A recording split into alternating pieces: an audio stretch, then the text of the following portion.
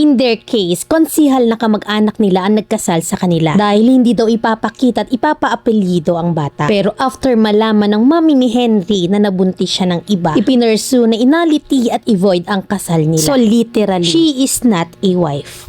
After nilang ikasal ni Henry, nagsama sila for 1 year. Not like what she said na umalis agad si Henry to work. Nung nagsama sila, it wasn't that good dahil lagi siyang nahuhuli. Na may kachat na lalaki na lagi niyang dahilan ay friend niya lang or pinagsiselos niya lang si Henry. At nang magkatrabaho si Henry, hindi niya to kinakamusta. Magchat lang siya kapag hihingi ng pera kapag araw na ng sweldo. Base ito sa kwento ni Henry. I'm not convincing anyone to believe it. Sabi nga ng iba, kwento mo yan, bida ka dyan. Anyway, totoo na hindi ko alam na may asawa na si Henry. And when I found out, nakipaghiwalay ako at pinabalik ko siya sa kanya. For 1 year na nagsama ulit sila kahit na alam ni Henry na may nangyayari sa kanila ng tatay ng mga anak niya ngayon. So technically, Henry gave her a chance but she wasted it. Dahil nakikipag-inuman pa rin siya kung kani-kanino. Doon na naisip ni Henry na it worthless. So umalis na lang ulit siya. Then nung sinusuyo na niya ako at nangako siya na ayusin niya yung lahat ng problema. And then nagulat na lang ako one day na may ginawa nga silang hakbang to make things right. Let's proceed on how their marriage became null and void. It is because ang nagkasal sa kanila ay konsihal, and based on Article 7 of Family Code, ang pare, judge, pastor, imam, ministro lang ang pwedeng magkasal. So Section 444 naman ng Local Government Code, pwedeng magkasal ang mayor. Mayor lang. But in their case, konsihal na kamag-anak niya ang nagkasal sa kanila. And sa edad nila na 18 and 21, kailangan nila ng parent consent, pero nasa ibang bansa ang parents ni Henry. So kumuha sila na magpapanggap na parent ni Henry to sign the papers. Yes, they all agree to it. Kasi nga sabi nila, hindi nila iaapelyido at ipapakita ang bata. So even if alam nilang mali yun, pumayag ang parents ni Henry. And then after malaman ng mommy ni Henry na nabuntis siya ng iba, mismong mommy ni Henry ang nag-ipon ng mga evidence para ma-void ang kasal nila. Yes, you heard it right. Yung mom ni Henry na ayaw sa akin before is the one who helped us para ma-pursue ang nullity of marriage nila. It took almost a year before it was granted. But because of the statements of those witnesses and from those evidences, we won the case. So literally, she is not a wife. Akala ko nung una, same situation lang with us. Kasi may iba naman sa kwento. Pero nung banggitin nyo yung pangalan ng sender and lugar namin, I confirmed na siya yon at kami nga yun. But may kulang sa mga kwento niya at mali rin. Gaya ng hindi niya sinabi na 4 years ng null and void ang kasal nila. At kami ni Henry ang legal ng kasal 2 years na. I decided to share it not to justify what we have done. May mali lang talaga sa kwento niya. Hindi ako nakikipag-away. Itinatama ko lang yung mga sinabi niya sa inyo. If you're going to post this, thank you. But if not, still thank you. Actually, I'm an avid of yours. I listen to each and every story you share because I admire how you think critically and your advices. I never thought that one day I had to share my own story to you. I don't have any intention to do so. But after reading some comments, it made me feel so sad for my husband. They doesn't even know the other side of the coin. So I decided to send you our side of story so that they may have some insight of what really happened. Sigurado ako na maririnig din niya yung story namin. And if she wrote another letter, it's up to you. But for me, Mami Len, it is my first and last time. I rather want to be your forever listener than sender. Once again, thank you. Letter sender, Zia ng Quirino, Isabela.